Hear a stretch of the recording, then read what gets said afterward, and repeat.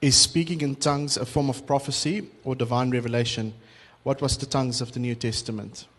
Wow. I believe that the tongues of the New Testament was a miraculous sign gift. It was one of the sign gifts that were given to the church to demonstrate that the gospel had come into the world and that it was to go to all people. As Paul explains it in 1 Corinthians 12 through 14, he draws from the Old Testament text, from the prophecies of God speaking to the people of Israel with a foreign tongue was a demonstration that judgment had come upon Israel.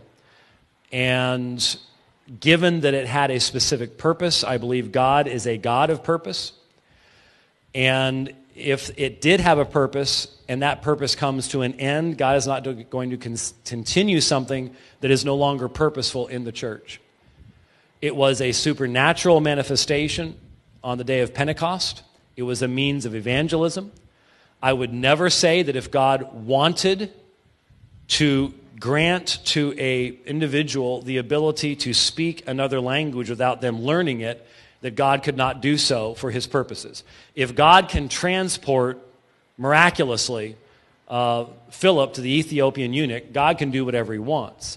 The question is there a normative role for ecstatic utterances in the church? And I believe those ecstatic utterances in the early church were a sign to the Jews. And once the nation of Israel was destroyed in AD 70, I cannot think of a meaningful reason why they would continue. And so I do believe that the apostolic sign gifts passed away with the apostles, which is what makes them apostolic. I have friends who speak in tongues. They were converted in systems that taught them that this was normative and this was an absolute part of the Christian life. And they are not in any position to examine that. And I'm not going to kick them out of the kingdom of God, because I can't kick anybody out of the kingdom of God in the first place. But I'm not going to kick them out of the kingdom of God for disagreeing with me on this particular issue. I do have some friends that would. And since I don't, they almost kick me out of the kingdom of God too. That's another issue we can't get into at the moment. But as long as they're willing to put up with me, who says, I don't think that's the Spirit of God prompting that in you. I think that's something you've been taught. I think that's something you've become accustomed to as a part of your spiritual experience. But I don't think you're speaking in a heavenly language. As long as they know that that's what I believe and can accept me on that level, then we get along just fine. But let's be honest, that's pretty rare.